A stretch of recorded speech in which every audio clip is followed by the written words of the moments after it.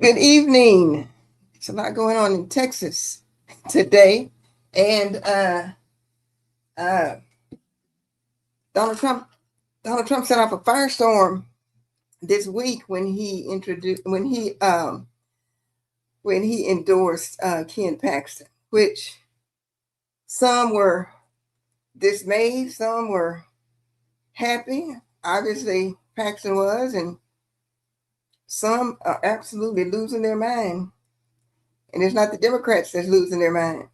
It's the Republicans. Hello, y'all. I'm Dorothy Burton, and this is how I see it. It's our Thursday evening conversation, and this is going to be fun. If you saw my video that I did yesterday, I did a lot of talking on Tallarico and what that endorsement would mean and how the Republicans are likely going to come after Tallarico. So I just want to say good evening before I get into this, because we have a lot to talk about tonight. Hello, y'all. Hey, Susie. Hello, Susie. Susie's one of our members. Love her so much. Lady Blackstar, hi. I'm glad to see you. I'm glad to see y'all here. Y'all, Tallarico said it didn't matter to him which one he got. So I'm going to start this with Tallarico's response to Trump's endorsement. Let me find it, because I got a lot of stuff I want to show you. Let me show you this right here. Tallarico, just cool as a cucumber. This is what he had to say. I actually don't think it matters who comes out of this runoff, because we already know who we're running against. We're running against those billionaire mega donors who have corrupted our political system and have rigged the rules of this economy. This movement we're building is a lot bigger than any one politician, in my mind. Yeah. Whether it's Cornyn or Paxton, whether it's President Trump, like, it's bigger than any of those personalities, because both of them have really forfeited their right to represent all of us in the U.S. Senate. Both of them have sold us out time and time again. I actually don't think it matters. So that was Tallarico's response. Tallarico said he don't care either one, because he says he knows who he's running against. And those of us who are involved in Texas know who he's running against too. He's running against these West Texas billionaires. And let me show you some of the response today from the establishment Republicans. They are not happy. Not only are the establishment Republicans in Texas unhappy, the Senate shut down today, and that's just crazy. It's just unusual. You know, a lot of stuff going on. You know, that $1 billion ballroom, they were supposed to do the reconciliation bill, but these senators are none too happy with Donald Trump, because he has effectively created the careers of two popular senators, Cassidy in Louisiana and Massey, especially Massey in Kentucky. And then he comes out with this last minute endorsement of Paxton. Now, he's had months to endorse, but he stayed on the sidelines, just like Greg Abbott and just like Dan Patrick and just like Ted Cruz, but those guys are MAGA. So we know, as I talked about in my video yesterday, they're going to be for Paxton. But the senators, his colleagues, Senator Cornyn's colleagues, as I said, Cornyn has been around a long time. He has seniority, he has respect, he has admiration. Cornyn has raised over $400 million for Republicans. He is a statesman. He knows Washington. He is beloved by his Senate colleagues. They were perfectly happy and fine with Trump not even making an endorsement. But when he endorsed Paxton, oh my God, nobody. And coming on the heels, as I said, of torpedoing the re-election of Massey and Cassidy. So this is some of the reaction. Trump screws himself so badly on Texas race that GOP is stunned. And yes, they are. Here's another one. I just took this one from the New York Times. Republican senators are livid at Trump's endorsement of Paxton. news that President Trump had snubbed Senator John Cornyn of Texas, the four-term incumbent was met with shock, anger, and fear that the GOP could lose his seat. And that is a real fear, because what it's going to come down to, y'all, what it's going to come down to is old school, old guard Republicans and the MAGAnized Texas. Now, in the long run, let me put it like this. Let's look at this both two ways. In the short term, if Paxton wins, MAGA wins. But in the long term, if Paxton wins, Texas loses. And why do I say that? You know, y'all can get your news anywhere. I'm not here to be another Don Lemon or anything like that. Not even close. Midas touch, not even close. But what I am here to do is to give you an insider's view of what's going on in this state and what's going on with this race. And when Trump endorsed Paxton, that was like a slap in the face. That was like cold water poured, just dashed in the senators' faces, because up until now, they had been with Trump. But what this endorsement showed them and told them, coupled with now this, if there was a time that Trump was going to endorse Paxton, it shouldn't have been this time. But see, Trump doesn't have a political sense. Trump is reptilian in his thinking. He's reptilian and he's selfish.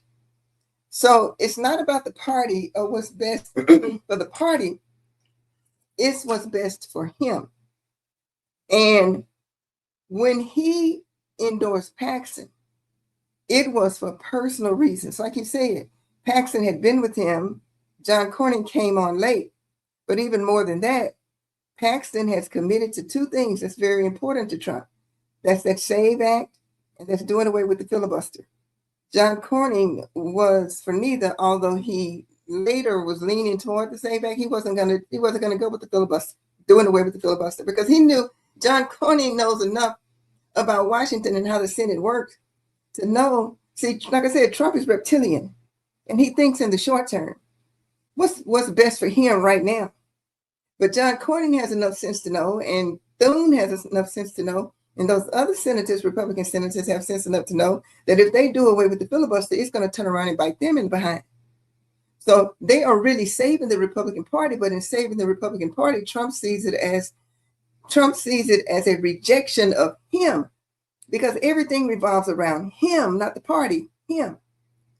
So he said, okay, I'm going to get some people in here who's going to vote for me the way that I want, with this filibuster, with this SAVE Act.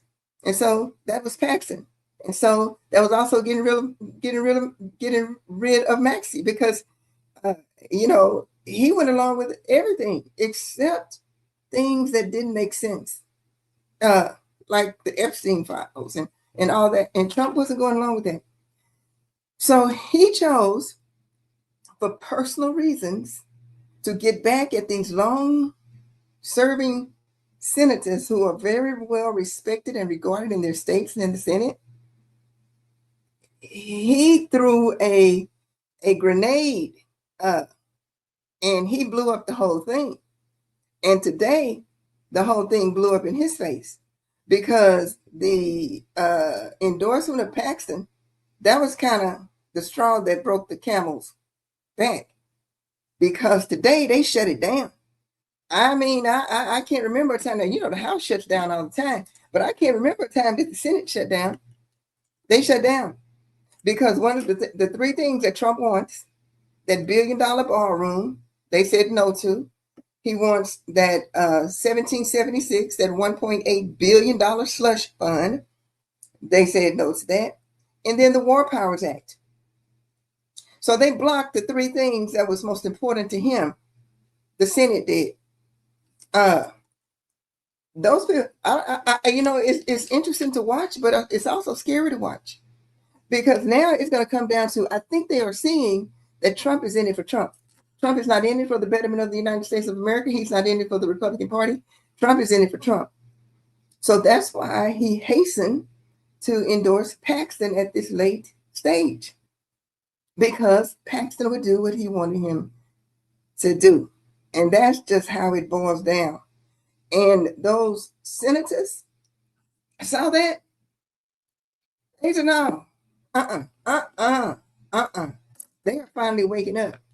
And see, like I said, since Trump is reptilian in his thinking, since he is selfish in his thinking, since he makes everything about him in his thinking, he has not considered the fact that the people, these senators that he's gone against, and if Paxton wins on Tuesday, it's going to be 3 of them: Cassidy, Massey, and Cornyn. They still there. They're defeated in their primary, but they're still there until the new ones get sworn in.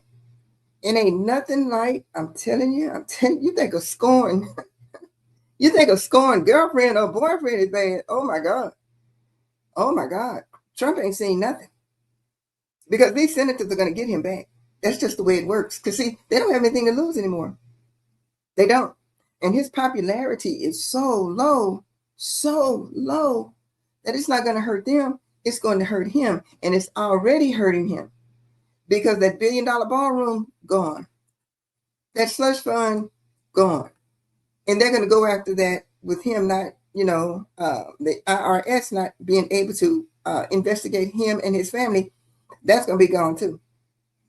Like they say where I come from in East Texas, Trump done crapped in the nest. He has crapped in the nest. He went a bridge too far when he went against these senators. And Paxton now is so cocky. He is so confident. He goes, you know what? I'm just going to dispense with these negative ads. I don't need to do these negative ads anymore. So his Lone Star Liberty PAC, they said, oh, we're not going to run these negative ads anymore about Cornyn. We got this thing in the bag. But Cornyn said, I'm doubling down. I'm doubling down because the people need to know. And see, why I entitled this the GOP, what the GOP is going to be going forward, because while Texas has become MAGA-ized, I'll say that, it's become MAGA-ized with Abbott and Dan Patrick and Paxton and the Chip Roys, those that's coming up. But y'all, they know that that's not the true Texas. They know that's not the true Texas. And they are fighting against time. I'm talking about the MAGA-ized Texas.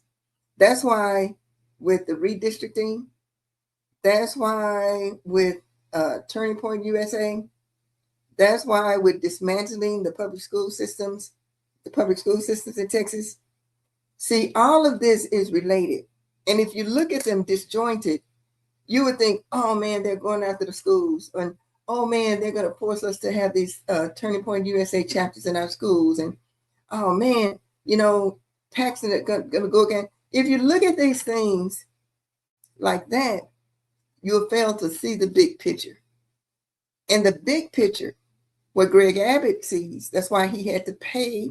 That's why Greg Abbott, I'm going to tell you 2 things.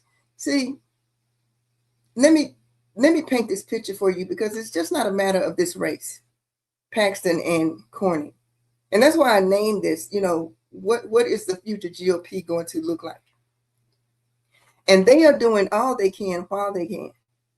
Going back to the fall with going back to the summer with the school voucher fight, and then the Bluebonnet curriculum, which is a religious curriculum, and then the 10 Commandments. And then you come up to this year, and with the Turning Point USA, all but mandated, saying that they will be in every high school. Like I said before, I think somebody told me there are 3,500 high schools. The Turning Point USA being mandated in schools. Now they brought David Barton on. And we talked about David Barton last week to redo the social studies curriculum. All of this, y'all, is connected, from the redistricting to the Turning Point USA chapters to Greg Abbott taking a record amount of money, millions of dollars from Yass up in Philadelphia, the largest amount that's ever been in Texas history. Greg Abbott slipping in that woman on the school board. If y'all been with me for a while, y'all know what I'm talking about. For those of you who don't know what I'm talking about, a woman had won the race for state school board, but Greg Abbott wanted to push through this religious bluebonnet curriculum. So between the woman winning the race and taking the oath, which is always some days or weeks, he slipped in his person on the Texas school board before the woman who was duly elected could take the oath. That's how desperate and that's how dirty these people are. And the reason why they're so dirty and the reason why they're so desperate and going through this redistricting and also the purging of our files, the purging of our voting records. I'm trying to paint this picture so that y'all won't look at this thing disjointed and say, oh, it's just Paxton, between Paxton and Cornyn. It is not. It's much bigger than that. Because looking out over the landscape of Texas, Texas looks more like Tallarico than it does either Paxton or Cornyn. And the Republicans, unlike the Democrats, the Republicans play the long game. As a matter of fact, they play the very long game. It's just like with abortion, doing away with abortion, and now the turning back of the Voting Rights Act. This has been for the past 50 years. The dismantling of school boards, the school districts. They play the very long game. And so what do I mean by that in Texas, and why is that so important in Texas? Because Texas does not look like Paxton, and Texas does not look like Greg Abbott, and Texas does not look like John Cornyn for sure. Abbott sees this, Dan Patrick sees this, and what they are trying to do is not a matter of today. And it's going to be very interesting to see how this thing turns on Tuesday. Because if it turns to the MAGA-ized view of Texas, rather than the traditional, what John Cornyn represents, that's going to be very telling. Because even now, it's hard to find one traditional Republican former elected official that has put their name behind Ken Paxton. You won't find one. Because all of them have lined up behind Cornyn. Because they know what a Paxton victory will mean. And if Paxton wins, they already know that they're going to have to raise at least up to $100 million come November for Paxton. It's going to take a whole lot more to get Paxton over the finish line than it would take to get John Cornyn over the finish line. But back to what I was saying about what they are seeing. Because y'all, Texas, and when you hear them compare Tallarico to Mamdani, that's just not an off the wall comment. That really scares them to death. Because while rural Texas still rules Texas, and y'all have heard me say that before, with the votes, then I'm going to tie this all into why this race is so important. Rural Texas, for the most part, is made up, for the most part, of a population. Most of the 254 counties that are rural are made up of populations that are 67, 65 and over. And I think 17 of those counties, I think when I looked at it last, didn't have any children at all. At all. So that means that when the people that are there in these rural counties, when they die, the towns die. And if you are in a small town right now in Texas, you're seeing this right now. Texas is a young state. It's a very young state. Texas looks more like Tallarico than it does Paxton or Cornyn or Greg Abbott or Dan Patrick. The average age of Texas is 35. think the last time I looked was 35.6 to be more exact. Texas is the second. Lord, Texas is the second. Young. See, all of it. I hate I'm sounding like a school teacher, y'all, but I'm trying to paint the picture for y'all who listen to me.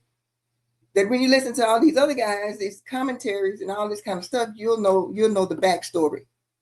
And this is the backstory. The average age of Texas is 35.6. Texas is the second youngest state in the country, second only to Utah. Average age 35.6. If you look at Cornyn, if you look at Paxton, if you look at Dan Patrick, if you look at Greg Abbott, Dan Patrick, they are youngsters, and Paxton compared to Cornyn, because Cornyn is 74. The rest of them, I think, Dan Patrick may be 70, but the rest of them are in their late 60s. That's running the state. And Texas is young, and Texas is brown. The average age in the U.S. of states is 39. The average age of Texans, like I just told you, is 35.6. See, y'all have to see, politics is a game of numbers. Numbers, that's all it is. And y'all have heard me say this before. It's math and it's psychology. It's math, psychology, statistics, and forecasting. See, all that's not the sexy part. Y'all see the sexy part. But the statistics and the forecasting, that y'all don't see that part. But that's the part that goes into everything, every vote, every candidate. Those are the things that you don't see. I'm telling you what you don't see. So what they're looking at these young people, they're looking at this young state, because Tallarico looks more like Texas than Dan Patrick. He looks more like Texas than Greg Abbott. He looks more like Texas than Dan Patrick, and all of them. Certainly Paxton.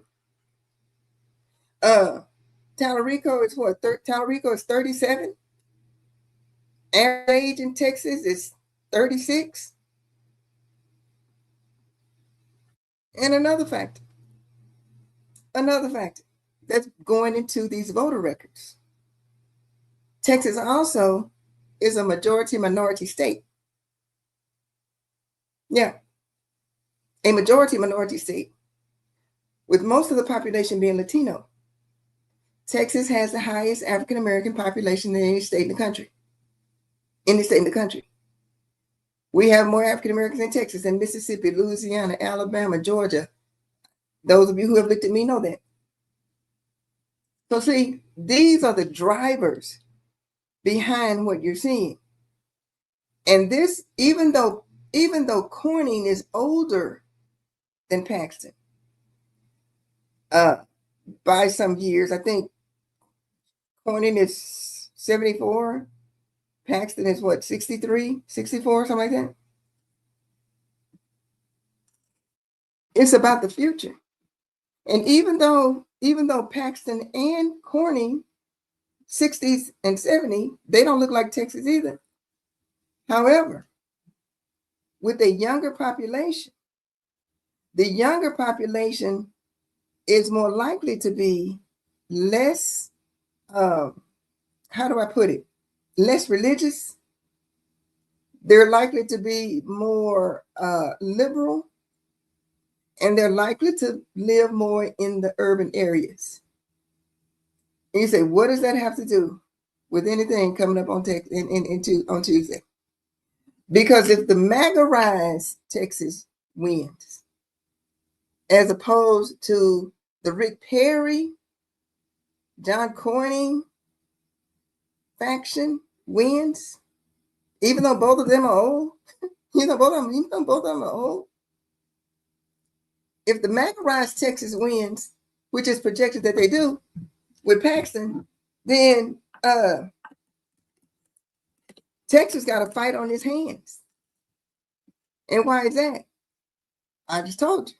It's numbers and it's psychology. You put a James Tallarico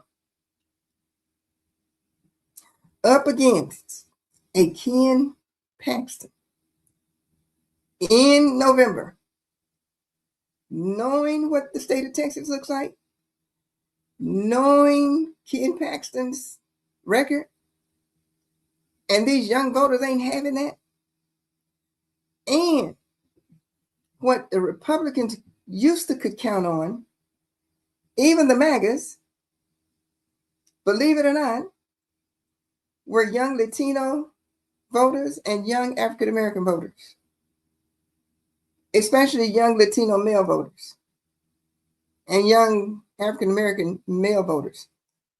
That's gone away. They helped put Trump in office this past time. That's gone away.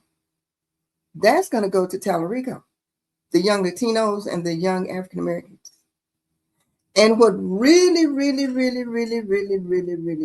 is scaring them, and I hope that the Democrats pick up on, because if Democrats voted their numbers, because the last time I checked, the last voter roll, the last official voter roll, Democrat voters, there were more registered Democrats than registered Republicans in Texas. And I know a lot of people don't want to believe that, but it's true. Go look at L2 data, L2data.com, that may be it. But registered Democrats outnumber registered Republicans in Texas. Texas is a minority state. Texas has more African Americans than any state.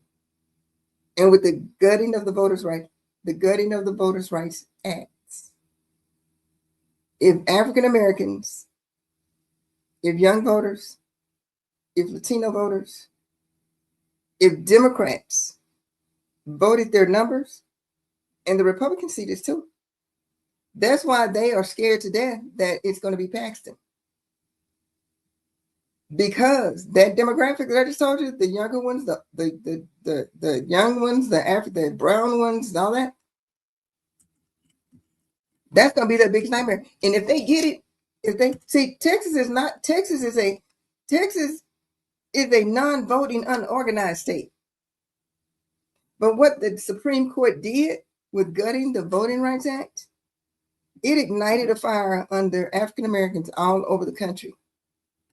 And if African Americans see, these are the kinds of things that the Republicans see that I don't think Democrats see, and I don't think African Americans see, and I don't think Latinos see. But the Republicans see it.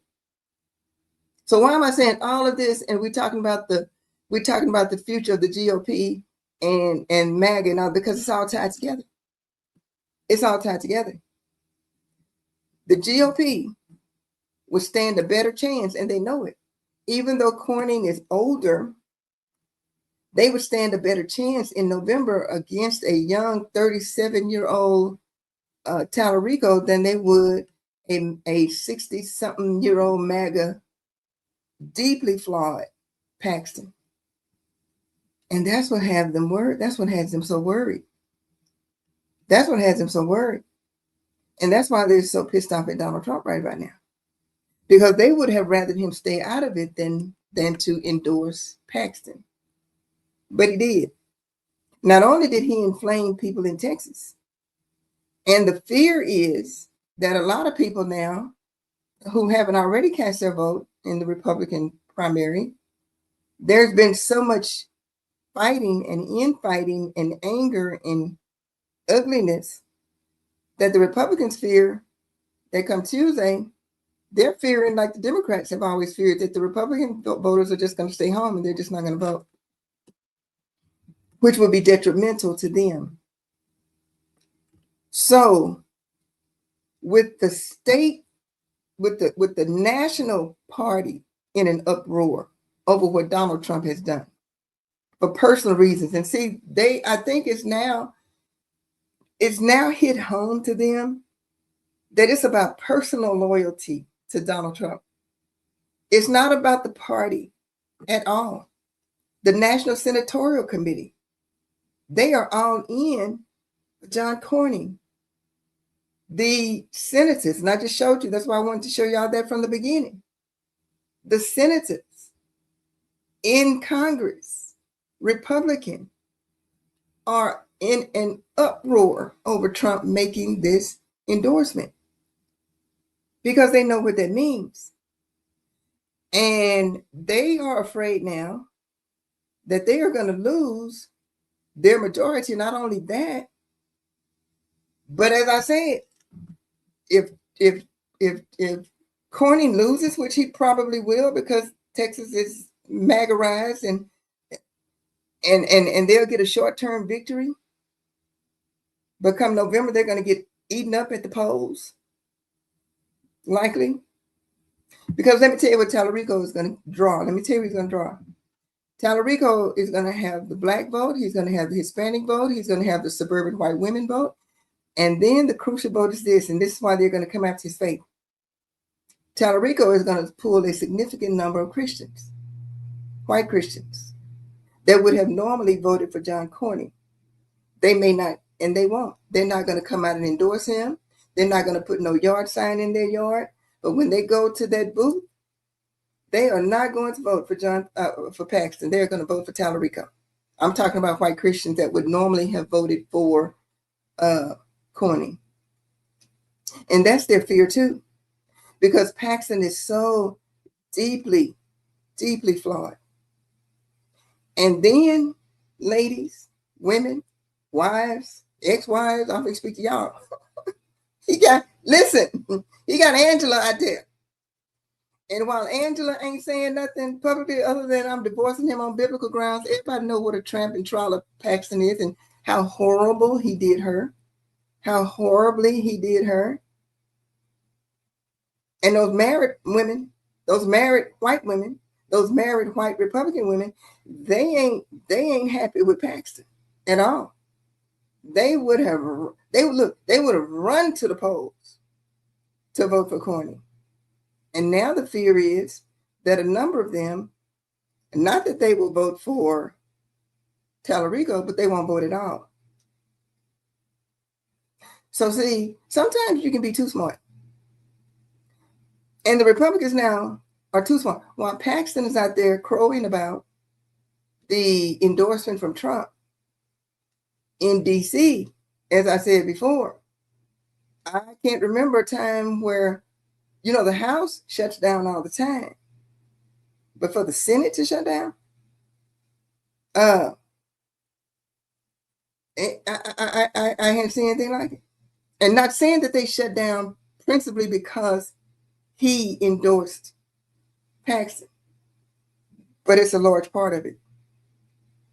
It's a large part of it. And you have Massey, you have Cassidy out there. Y'all saw what Cassidy did. Cast that vote for the War Powers against the War Powers Act. Trump is not going to get anything, which means the Republicans are not going to get anything. He's not going to get that ballroom, that $1 billion ballroom. He's not going to get that 1776 or $1.8 billion slush fund. Did y'all see what my pillar guy came out and said he gonna file for $400 million?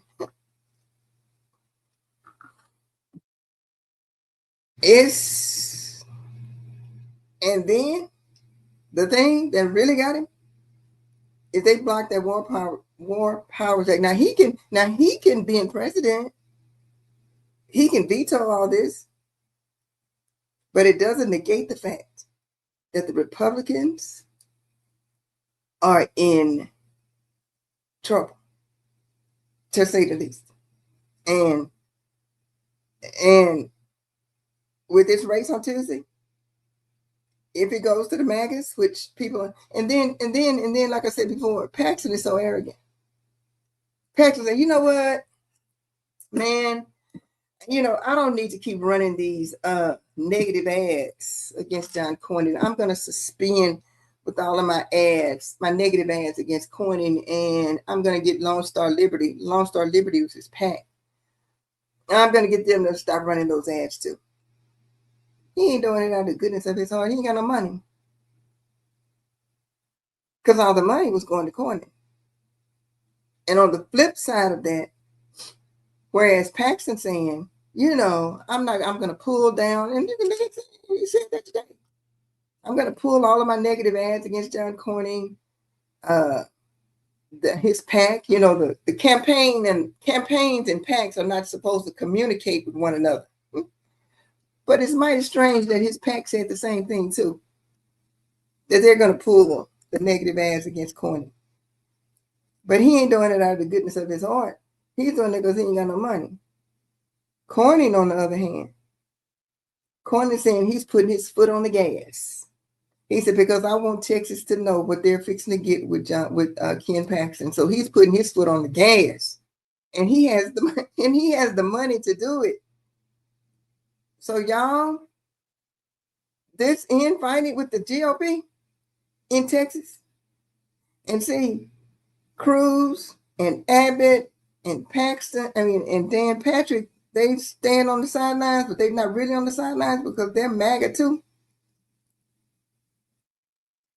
But they're in a world of trouble because I've said it from the beginning that Paxton was going to be the guy. But I had no idea that it would come down to this, where Trump would effectively torpedo three very, very popular senators, Republican senators. And it's not only that, it is what they bring to the table. The Washington know-how, the statute, because see, it takes years to get these plum committee assignments. And when you coming in as a freshman, you don't get nothing. So not only has Trump torpedoed the career of these very well-regarded in their party, I say three because I have been saying, I don't believe John Cornyn is going to survive Tuesday. So not only has he torpedoed the careers of these well-regarded senators, he has effectively put the Republican Party in Congress way back, because with them goes their seniority. And when you're in Congress, seniority means more than anything. You get the plum assignments, you get the chairmanships, you get the power. But see, Trump doesn't think that way. It's all about two things with this reptilian thinking. It's about personal loyalty. And remember when he said when he endorsed Paxton, how Cornyn came on late? It had nothing to do with the Republican Party. It had nothing to do with the United States of America. It had everything to do with him. That Cornyn came on late, and that Paxton had been very, very loyal to him. That's all that matters to Trump. That's all that matters. All this other stuff with Cassidy and Massey and now Cornyn, all of that, he doesn't see the bigger picture. But these do, these right here. Trump screws himself so badly on Texas race that the GOP is stunned. They see it. They see it. Like that one I showed you from the New York Times today. They see it. Republican senators are livid at Trump's endorsement because they realize what Donald Trump doesn't realize, and that Donald Trump has done so much damage to the party. So, all right, what y'all got to say? Let me see.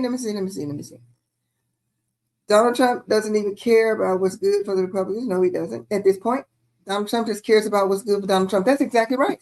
And that's why they are so angry at him. And if you look at, you don't have to be partisan, Democrat, Republican, or nothing.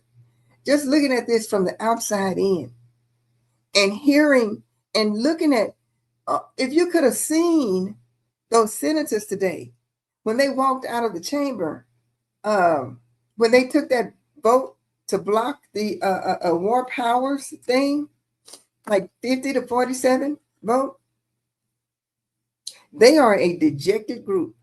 The Republicans, the senatorial Republicans, they are a dejected group.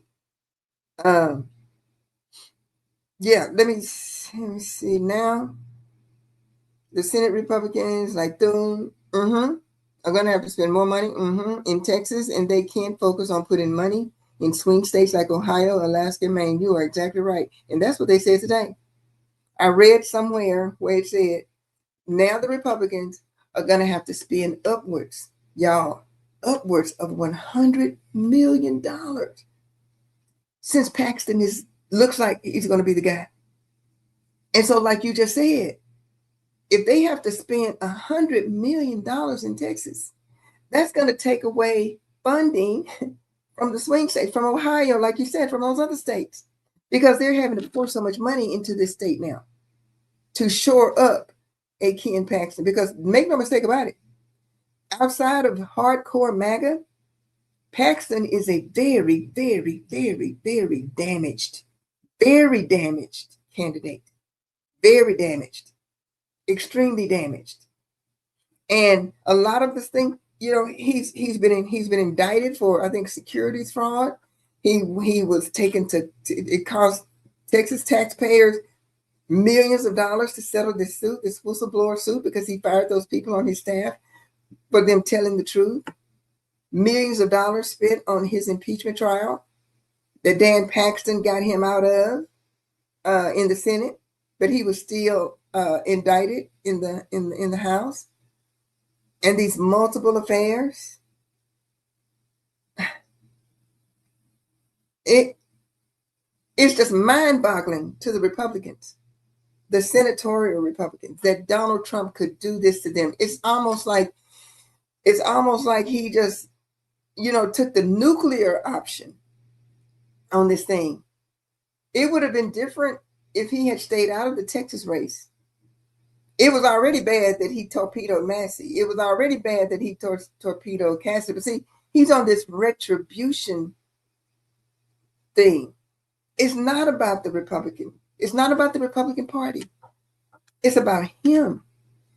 It's about him. And something pissed him off enough to say, to hell with it, I am going to endorse Paxton. And he did. He's been out of this thing for months. He has not weighed in at all. But what he wanted, what pissed Donald Trump off, was he wasn't getting that $1 billion for that ballroom. That made him really, really angry.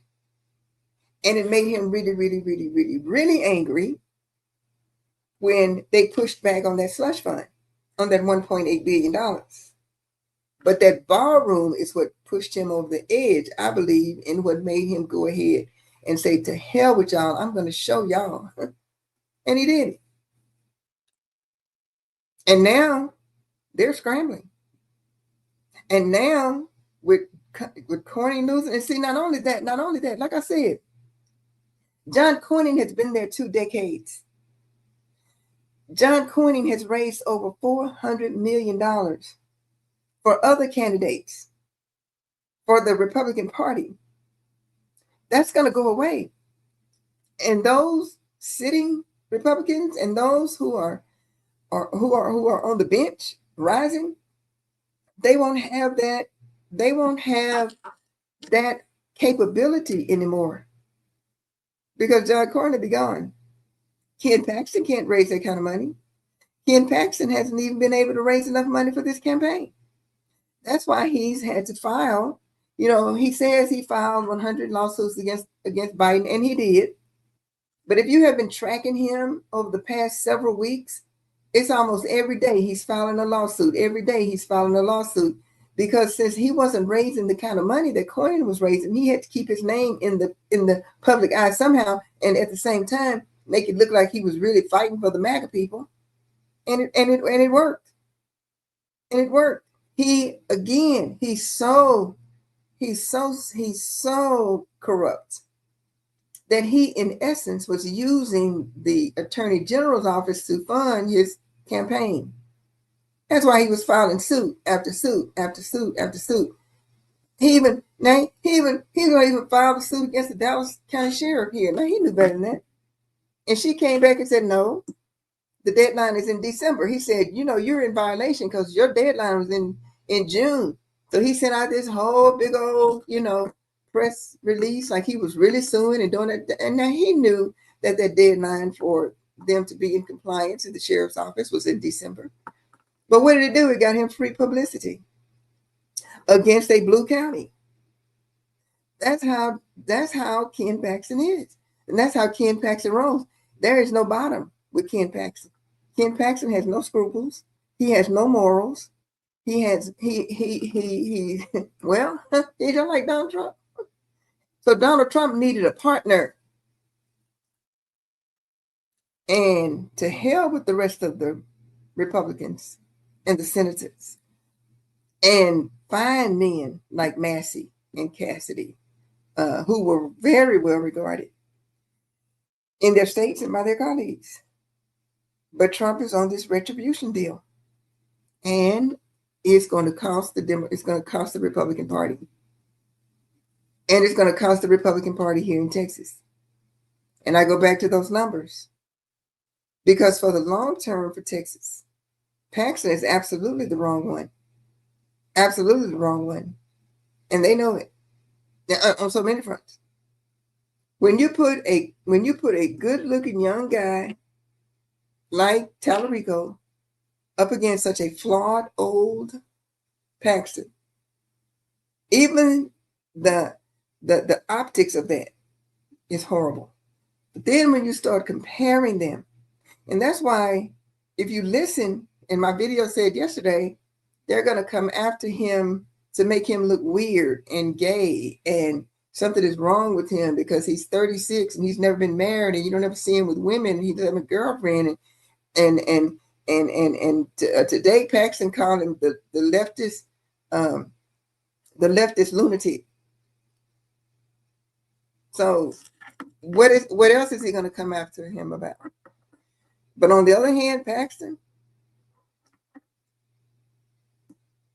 flawed to the core, and it's scaring the Republicans to death.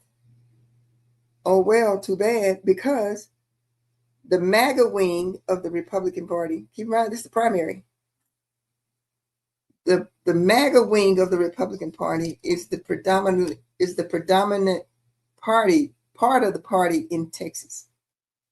And that's why I've said all along that's why Paxton was going to be their guy. They're not looking at the long term either. They're not looking at the long term either. It's just a shame that Cornyn had to go out the way he did, because this, if nothing else, the reaction of his colleagues in DC and the reactions of people even here in Texas who have served with him somewhere along the way. And I'm telling you, every Republican of statue from Texas that has held office and still breathing, they're for Cornyn. They are for Cornyn, not Paxton. But the people are so maganized because that's all they've been fed. They've been fed this red meat in Texas for all these years. They're going to put Paxton in office, and I've said that from the beginning. And with this new development, you would think that with the reaction of the senators, that would have some kind of impact on these crazy people in Texas. That's just going to make them even more clinging to Paxton. Because just like Donald Trump, he hates the same people they hate. That's how these MAGA people are in Texas. Yeah. But it's going to be to their detriment. It's going to be to their detriment. They don't know it yet, but it will be. I'm going to tell you who knows it. I'm going to tell you, Dan Patrick will know it, and Greg Abbott will know it. They know it. They know it. If only, and I'm going to say this, y'all know I ain't nothing to brag about. It's really not, but y'all know I was Republican all my life. All my life. And I can say this with all assurance because I've looked at the numbers, and now we talked about the numbers before. I've showed y'all the numbers before. If the Democrats voted, Tallarico would win.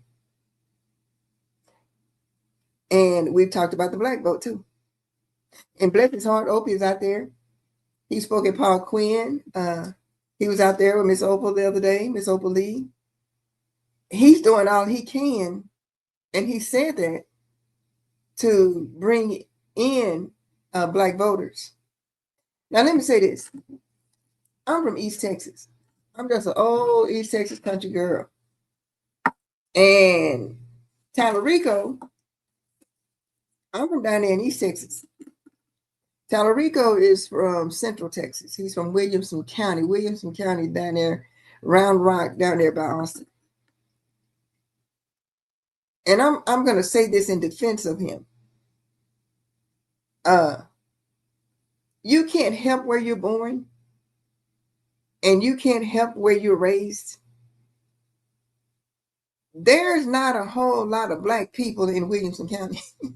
In Williamson County, it's mostly white and Hispanic, and that's what he grew up around. He'll tell you, I'm just a white boy from Round Rock, Texas. He didn't see no Black people down there. Even in San Antonio. San Antonio has the highest Hispanic population next to the border cities than any city in the state. Bexar County, El Paso County, Williamson County, white. That was where he was from. So he didn't have a whole lot of dealings with Black people. He didn't have a whole lot of, he just didn't, because that wasn't where he grew up. The boy couldn't help where he grew up. But then he went to UT Austin, and he got to be friends with a number of Black people. He served in the state legislature with a number of Black people, and he'll tell you, I just didn't grow up that way. But if you sit and have a conversation with him, he can't help where his mama raised him at, but he can help and love people, and that's all he does. That's what he's about. So he's trying to make up for lost time. And I think, and if you look at his how the race with him and Jasmine Crockett, he knew that he wasn't going to get the Black vote. He already knew that. So there was already so much contention in that race. So much contention in that race. And y'all know all what went down with Colin Allred and all that kind of stuff. So I'm just saying all this to say this.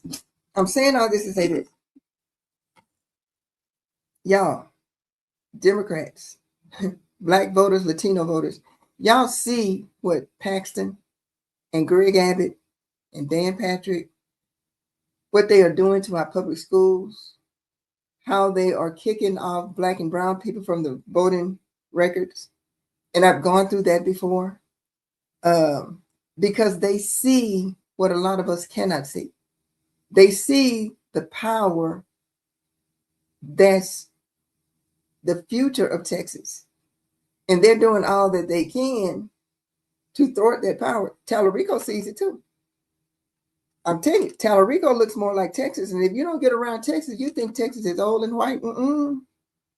Texas is young and brown. Young and brown. So they had to do all of this nefarious stuff. Paxton, Dan Patrick, and Greg Abbott. And Greg Abbott even to the point of, bringing in a candidate under, when a black woman had won the State Board of Education. She got Aisha Davis seat when Representative Davis won the state rep. And I think she was a city councilwoman in DeSoto. Y'all not from Texas, that's near Dallas. That woman won that race for state board, and she likely would have voted against that religious curriculum. And I keep going back to that because that was a turning point. And that showed people, and I tried to get it over then, just how dirty that was. But that's how dirty they are.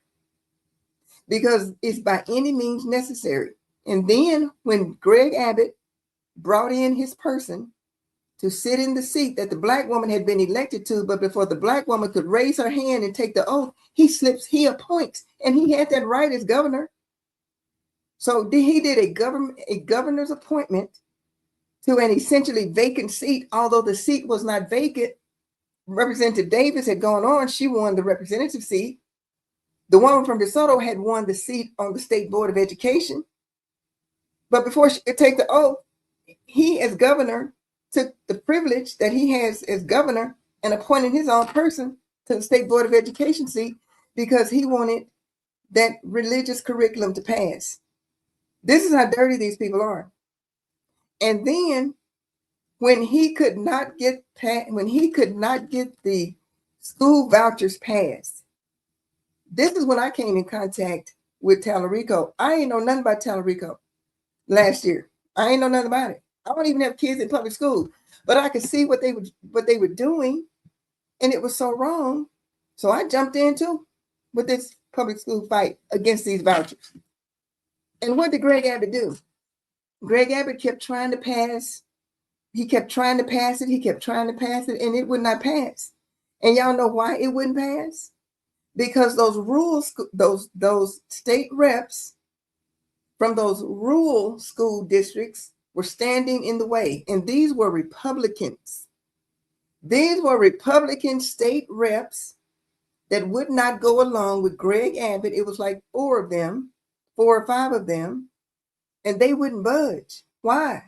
It's not that they didn't love the Republican Party. It's not that they didn't love, Greg Abbott and wanted to go along with his program, but they represented rural counties and rural cities. And in these rural cities, y'all, the school district is the largest employer. Not only is the school district the largest employer, but Friday night football is all they had. So those rural state reps kept standing in the way and kept saying, no, we are not going to pass these vouchers because we know what it would mean for our school district. So guess what Greg Abbott did? Greg Abbott took about $12 million from this man up in Philadelphia. What's his name, Susie? I know his last name is Yass, Y-A-S-S. Look it up. So Greg Abbott took the largest contribution in the history of Texas from this man up north who's pushing these vouchers. And Greg Abbott himself funded those 4 or 5 state legislators that got elected this past time, the Republicans. Those were funded by Greg Abbott. So from these West Texas billionaires and yes, up in Philadelphia, so he could get these school vouchers passed. So he kicked out 4 or 5 Republican state reps that would not go along with that because they were protecting their little towns and their little school districts. He kicked them out and he bought and paid for these state reps that he needed to pass these school vouchers. And that's how we got the school vouchers. This is how they do it, see? And so now that they have that, the next thing that they're going to do is the social studies, the history. And I talked about that last week where they're bringing in David Barton, of all people. It's debunked. And when you hear, like, getting off the subject a little bit, this Rededicate 250, and you hear Mike Johnson them read all of this whitewashed history and put in the Bible and making the founders, these Christians and all this kind of stuff, that came from their favorite historian, debunked historian, David Barton. David Barton had his book pulled from Thomas Nelson because there was so many mistakes in it. Not mistake, let me say what it is, lies. To rewrite history. He's a Christian, historian. Thomas Nelson said, I don't think so. Thomas Nelson pulled his book. And that's who's writing our history, our new social studies, not history, our new social studies curriculum that the school board, the state school board, is going to vote on in June. So why do I say this? Why do I say this? Because y'all, it's all connected. It's all connected. It's all connected. From the West Texas billionaires to Greg Abbott to Dan Patrick in these Turning Point USA to Ken Paxton filing all these lawsuits. Now they don't want the Muslims. And what he was getting on the sheriff about, they passed this thing where wherever there is a county jail, that sheriff must cooperate with ICE.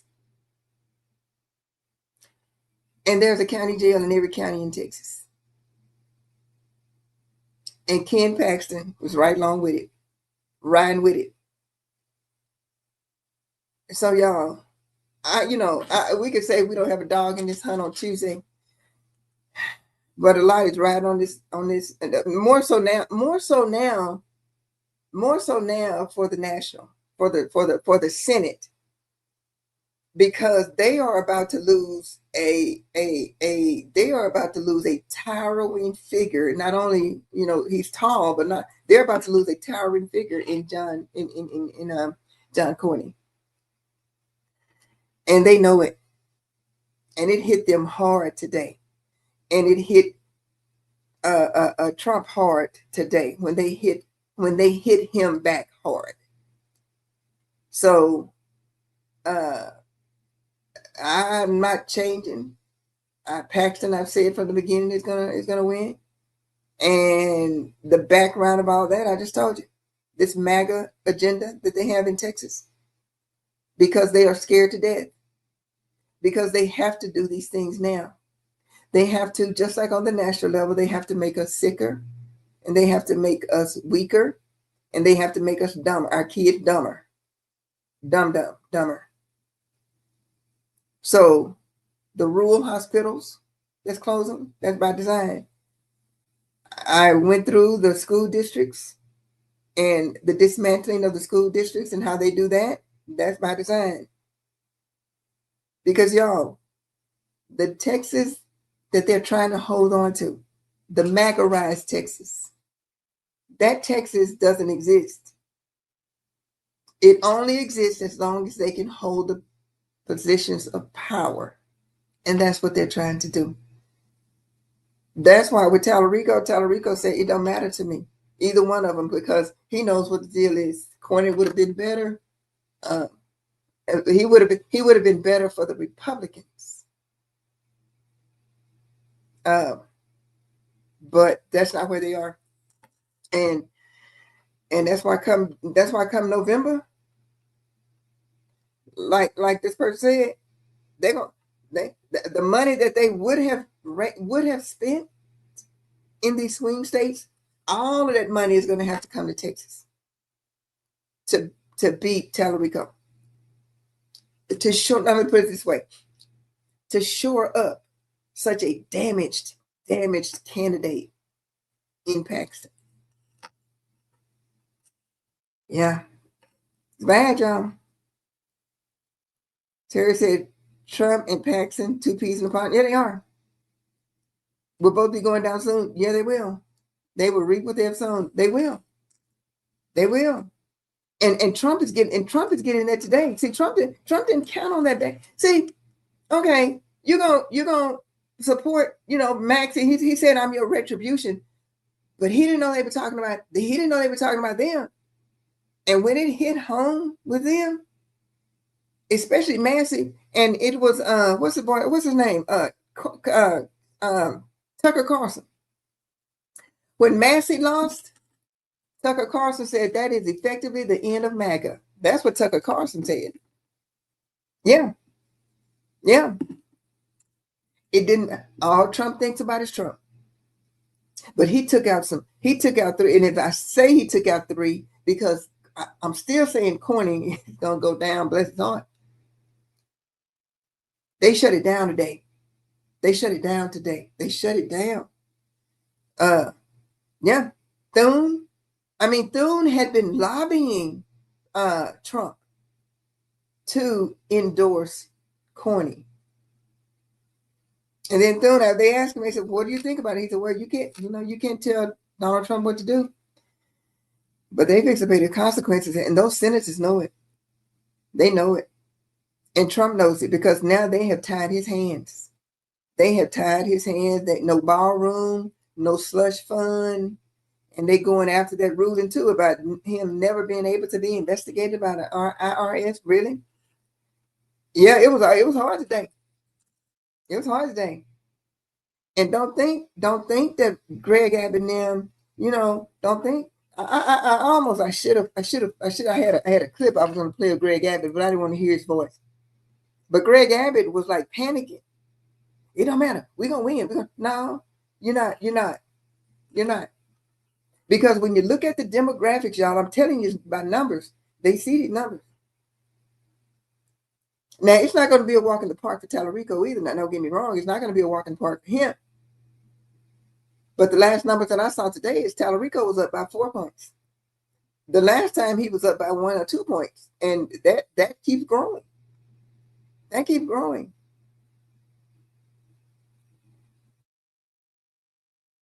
MAGA may win Tuesday.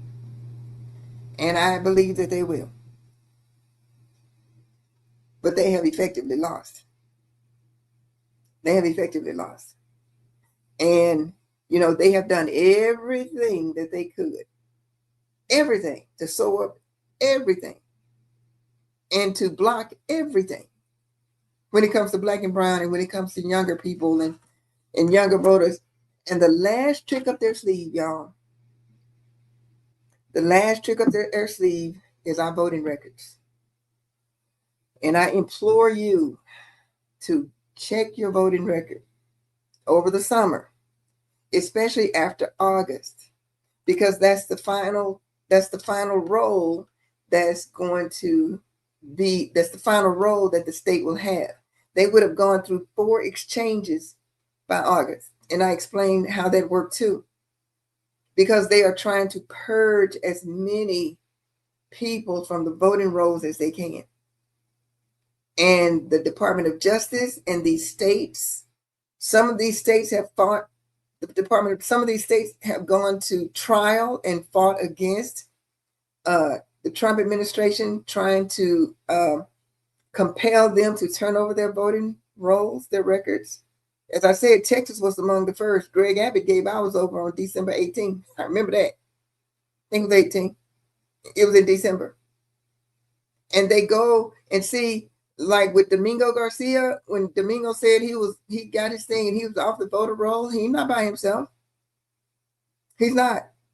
And the thing about it is that when they're purging these records, as I have said before, and I'm going to find the link and I'm going to put the link to this video. They are purging people like they don't have to say what the criteria is. That's the first thing. But we already know part of the criteria is your last name. Because if you have a last name like Rodriguez, Gutierrez, all that, they're going to really look at you. It's four stages. The state hands over the records to the DOJ. The DOJ doesn't give any reason, any concrete reason why they can purge people off the roll. But the state hands over the voting records to the DOJ. The DOJ cleanses the record through this SAVE tool, and not the SAVE Act, the SAVE tool. The SAVE tool is the same tool that they use to weed out undocumented people who are on the roll. So they're sending everybody through the SAVE tool. That's why I know the Hispanics and Hispanic sounding names, they're gonna be the first ones to go. And y'all, they don't have any specific rules, because if you read, it's just they get to make up the rules. The DOJ. The state gives the roles to the DOJ. The DOJ purges. The DOJ sends the roles back to the state. The state purges. The state sends the roles then back to the DOJ. The DOJ does their last purge, their second and last purge. And they send the roll back to the state after their second and last purge.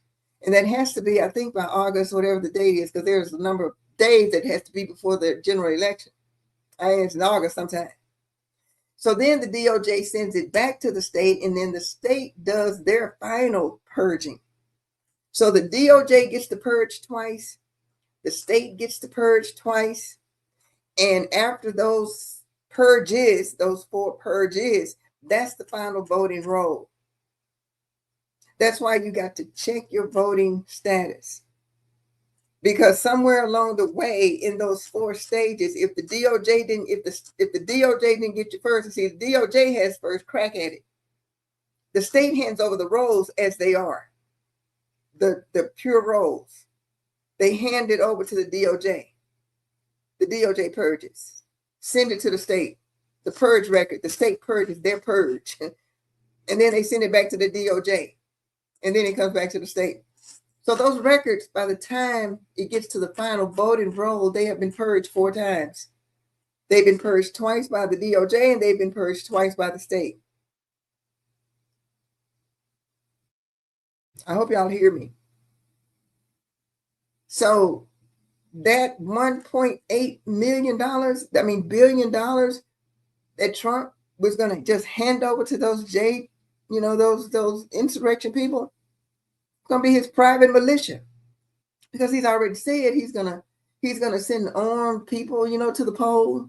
Where do you think they're going to come from? They're going to come from those people. So y'all,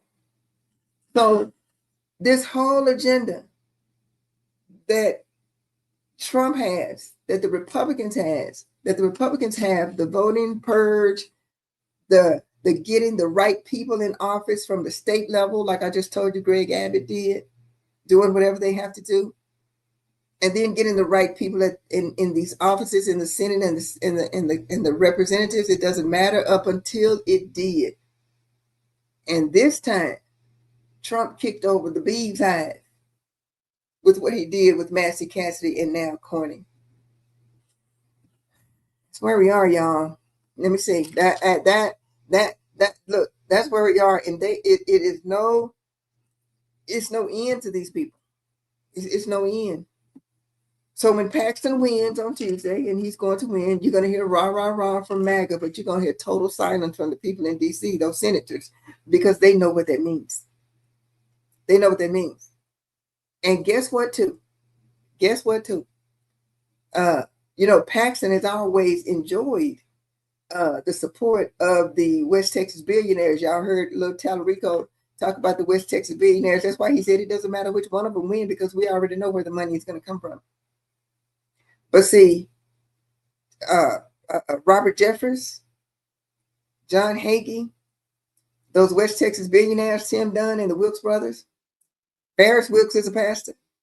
Tim Dunn is a pastor. They all now have to be behind this adulterer, this man who has been indicted, this man whose wife is divorcing him on biblical ground. See, God knows how to make a fool out of you. He really does. He really does. He really, really, really does. He really does. And that's where the GOP find themselves. So when I entitled this the GOP, which way, I just kind of told you. Yeah. So all of this, y'all, all of it is tied together. All of it is tied together. All of it. From the schools to the voting rolls, to the purging, to what we're seeing today with Trump endorsing Paxton. Is the gutting of the Voting Rights Act. It's all tied together. It's all tied together. All tied together. But I'm gonna tell you, when it comes to Texas and when it comes to this race, it's going to be to the detriment in the long run of Texas. Yeah, because I do believe that Tallarico is going to win. And see, for the first time, the National Democrats are going to pour money into this race for Tallarico. So even with the billionaire, West Texas billionaires, even with the millions now, 100 million that they're saying the Republicans are saying they're going to have to put towards this race to shore up a Paxton who none of them want, except these people here, these MAGAs in Texas and Donald Trump. The National Republican Senatorial Committee they don't want him. They want Cornyn. But now they're going to have to be forced to support this man who is just horrible. God is amazing. All I say is God's amazing because He letting them do what they do. He letting them do. He letting them look. He gonna give them the senator that they wanted. But I'm telling y'all, when they shut that thing down today, when the Senate shut down today, Man, they so mad at Trump, it's unreal. It is unreal. I never seen anything like it. Never seen that. It's like it just a big old light bulb all of a sudden when went off in their head. Wait a minute. And they're saying you're gonna cost us. You're gonna cost us. The Republican senators, the Republican Senate, you're gonna cost us our power. We're losing it. They are.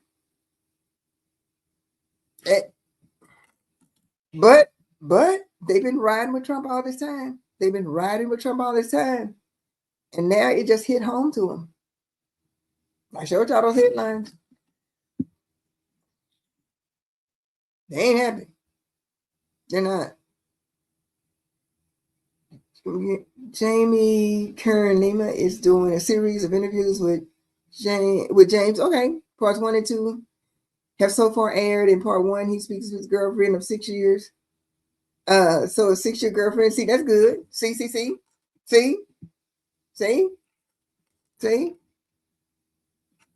Everything that they're going to try to come at Tallarico about, like I told y'all yesterday, his personal life, like Trump saying he's a vegan. No, he ain't. He eats meat. And they can't. It's those kind of things they're going to try and find against him. But what? He's not perfect by any means, but he sure isn't a Paxton.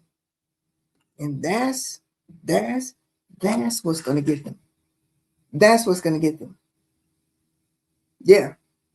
And if it works like it can work, I'm telling y'all, if it works like it can work, if Black people vote their numbers, if Democrats vote their numbers, if independents, and see, that's another thing, and talk about the independents are not going to break for Paxton.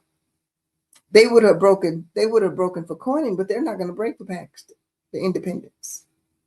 And the white suburban women, they're not going to break for Paxton. They're going to break for Tallarico.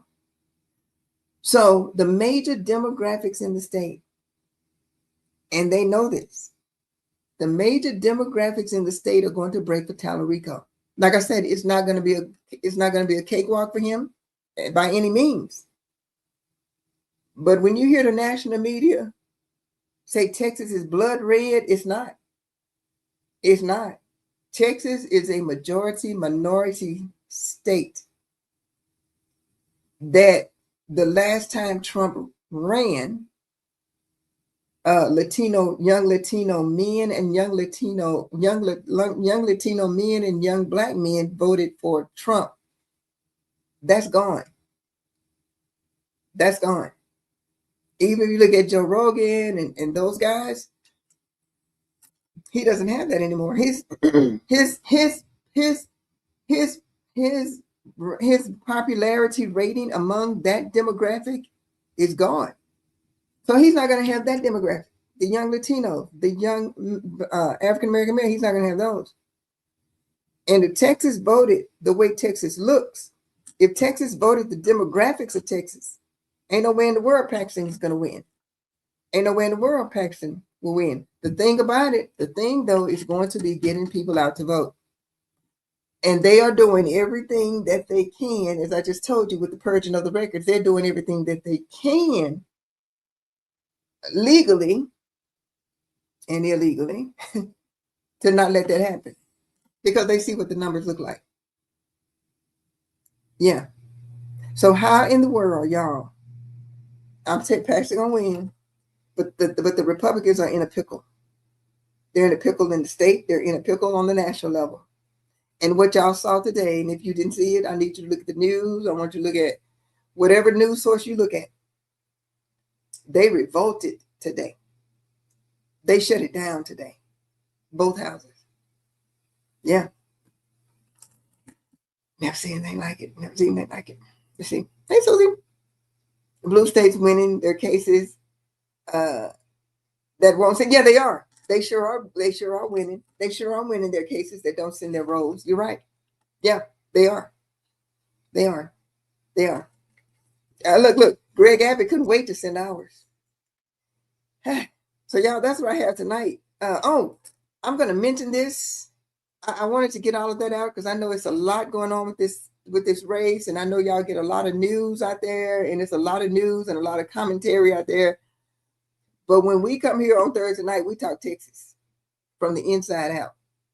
And let me show you this other thing, y'all. Let me show you. Y'all know I told you that Republicans plan things way ahead of time. Look, they already looking past Trump. Let me show you this right here. And we're going to talk about this next time. I may do a video on this tomorrow. Christ is King conference. Y'all know that weapon guy, that guy right there. That's the guy that said he don't believe women should vote. They wanted a bounty on Tallarico, all that. Well, they're coming to Dallas. They're gonna have this big conference, y'all. Christ is King, America after Trump.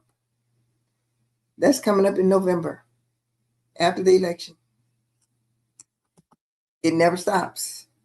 It never stops. So I'm gonna do a video on that, because if y'all know anything about that, y'all know. And I'm surprised. It looked like, I tried to look at it real close. It looked like a little black guy back there. Right there. He looked, he either he's a Hispanic or pastor. Because usually this group right here, let me see, the New Christian Right. If y'all want to learn more about this before I do the video, do the newchristianright.com. thenewchristianright.com, and that's who's going to have this conference here in Dallas. And you say, why Dallas, y'all?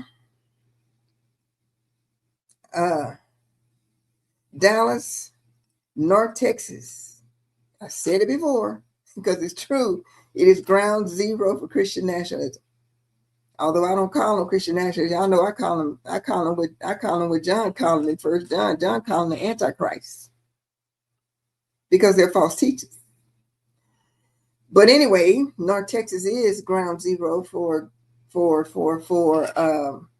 Christian nationalism, as they call it. And that's why you can have stuff like this Christ is King, America after Trump conference by the New Christian Right. I want y'all to write down newchristianright.com/conference. I want you to look it up. And I want you to look up Weber. I want you to look up these people, because, life after Trump, America after Trump. It ain't no joke, y'all. It ain't no joke, and it never stops. But I'm telling you what y'all gonna get here. Y'all gonna get here on Thursday night. Y'all gonna get the truth. And I don't have time for the politics of it all. I get it, and I will explain it as best I can. Let's see. I want to make sure I get y'all. Now the Senate Republicans. Oh yeah, we talked about that. Yeah, they're not gonna be able to send that money to those races, to those swing races in Maine and Alaska and Ohio. Oh, and what's her name from Alaska? She was livid, y'all. Is it Murkowski? Is that her name? She was livid when Trump endorsed Paxton. They all were. They were livid. Yeah. And they showed him today. So it's only gonna get more interesting from here. But y'all, I hope I have explained the Texas part of it, the inside out, the Texas part of it from the inside out. And if you are a Tallarico supporter, like I'm a Tallarico supporter, I sure can't be a Ken Paxton supporter. That was once a time. Let me see if I voted. I probably voted for Ken Paxton in my Republican days. Yeah.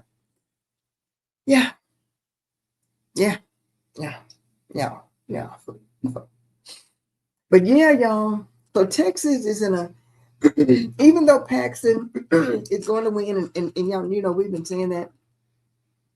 Yeah, Texas is really in a really good place. I know it don't seem like it.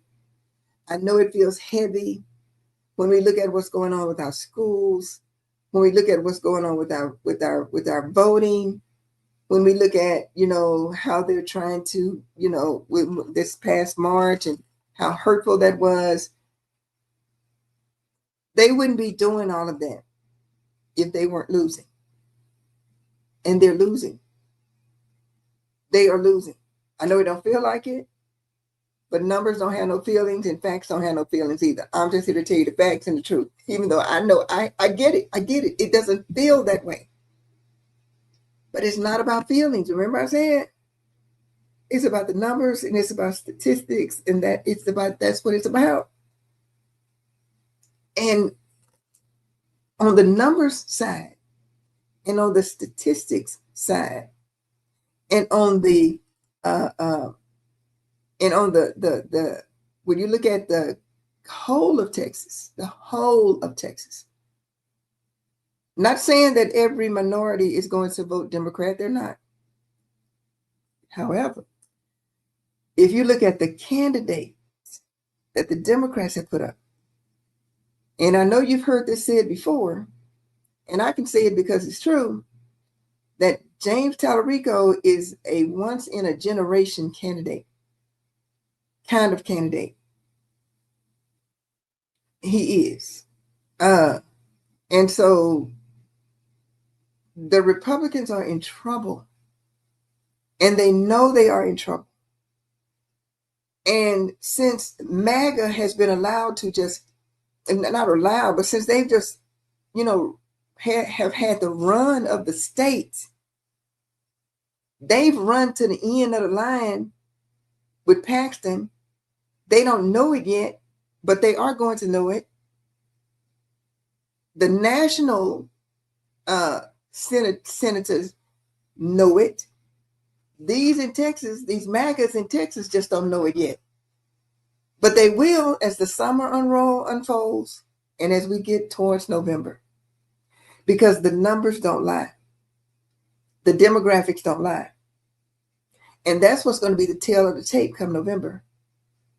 And if Trump keeps spiraling downward, as he likely will, and y'all, I'm telling you this, they can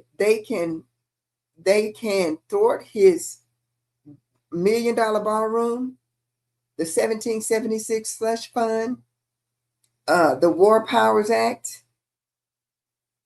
If both houses of Congress acts against those, and they send those bills to his desk, now he's still president, and y'all know what he can do.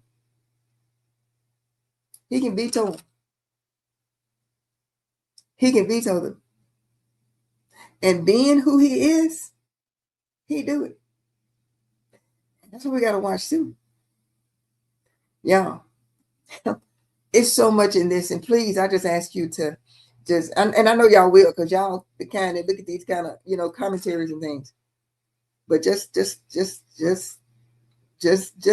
if you're in Texas. And we've had some blows, y'all. Our schools, all that, our rural hospitals, all that. But it's about to be some movement. It's about to be some movement. And like I said, they know it. They know it. They know it. That's why Dan Patrick spent $1 million of his own money for these Turning Point USA chapters. And y'all know what? These Turning Point USA chapters, they ain't turning out the way they thought they would either. These young people aren't signing up for these Turning Point USA chapters. Y'all notice y'all don't hear anymore a lot about them, right?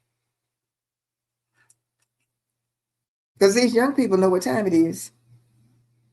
Yeah.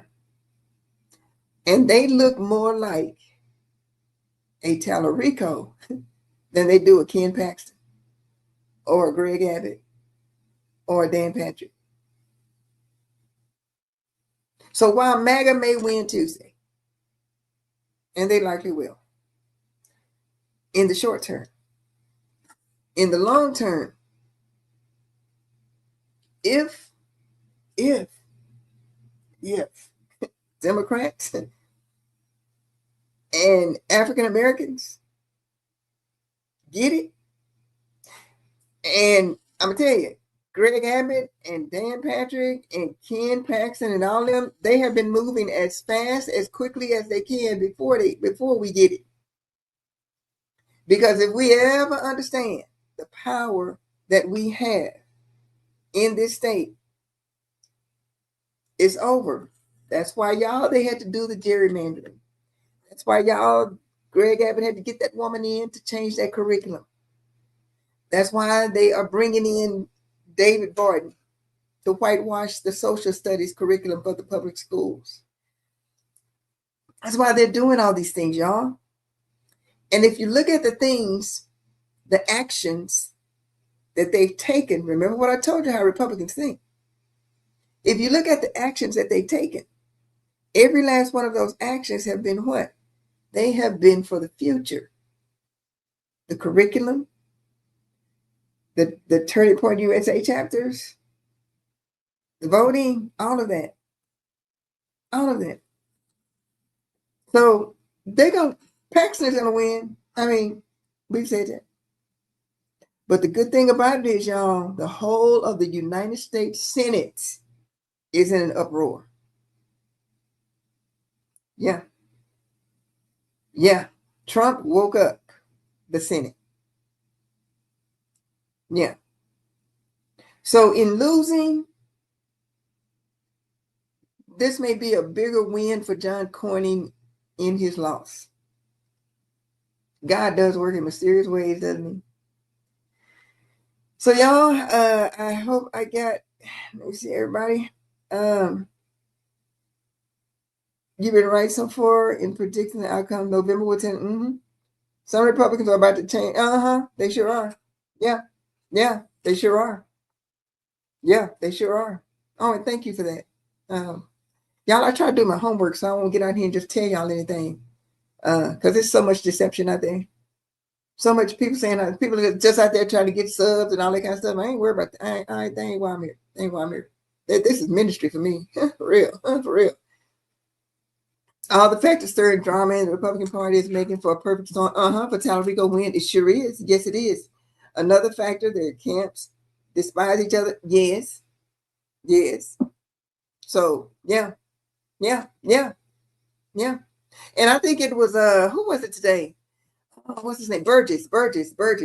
Yeah. Burgess said, I cannot support a Talarico. What was he? He was in Congress, I think, Dr. Burgess. He has endorsed Cornyn. He said, I cannot vote for Ken Paxton in November. He said, but I can't vote for Talarico either. So what you think he's going to do? And see, that's the conundrum that they're in. And y'all, we ain't even, Jesus, we hadn't even begun to see. Cornyn said he ain't got nothing to lose. And he said he's going to spend every dime he has in exposing and telling the people who Paxton really is. And Paxton talking about he trying to take the high road. I'm going to pull all my negative back. Yeah, you ain't got no money. That's why you're doing it. And watch y'all, what I'm telling you, when he gets this nomination on Tuesday, all these lawsuits that he's been filing, he ain't going to be filing them because he don't need the free publicity anymore because he has the nomination, you see. Yeah. All right, y'all, that's all I got. And I think I got everybody. Y'all, I appreciate y'all so much. You know I do. And that's how I see it. From Texas to DC. Y'all, that's how I see it. But take heart, y'all. Take heart. Because what we saw today, what happened today, them shutting down both houses and those senators revolting, we ain't never seen that before. I ain't never seen that before. Never.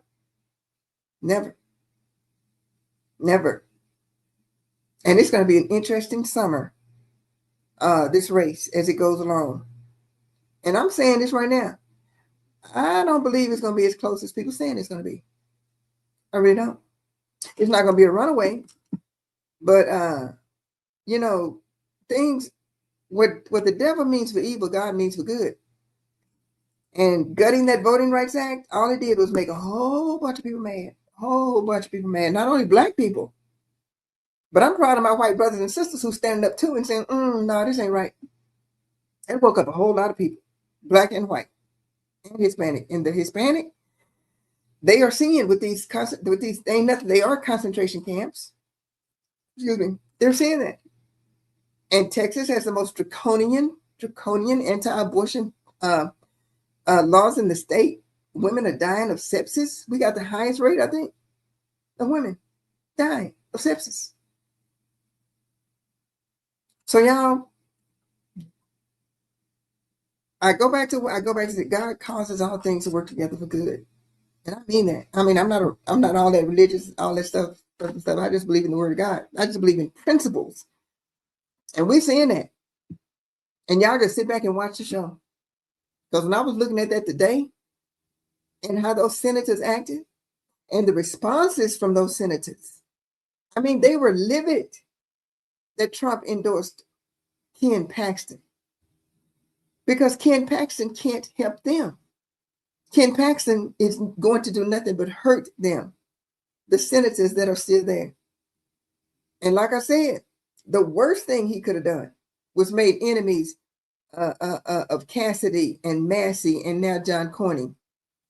Because ain't nothing worse for a president who has turned on his senators like that, powerful senators, to make them lame ducks.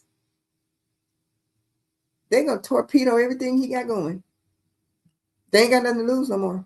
They don't. It's fixing to be on, y'all.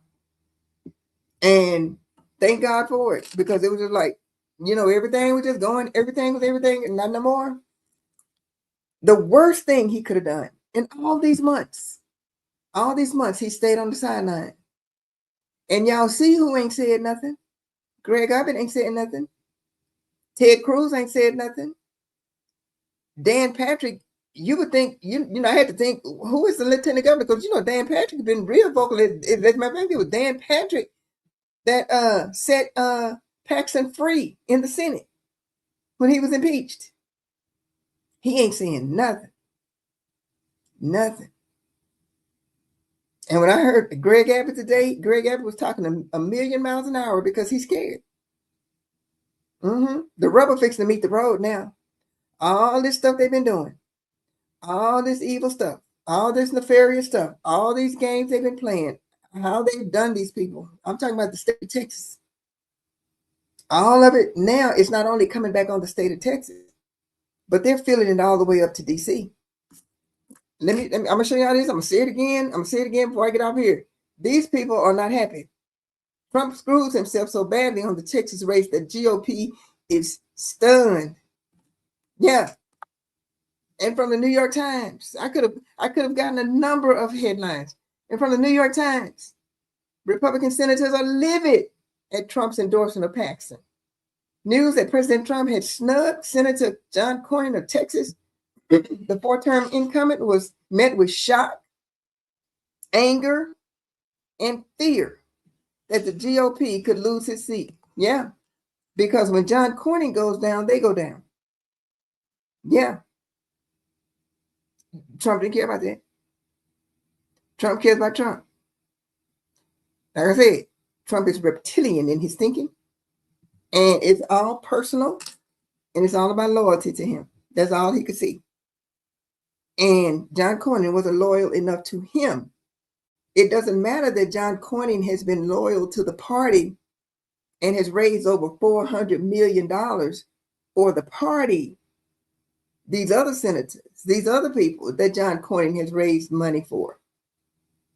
The National Senatorial Committee, the Republican Senatorial Committee, squarely behind John Cornyn.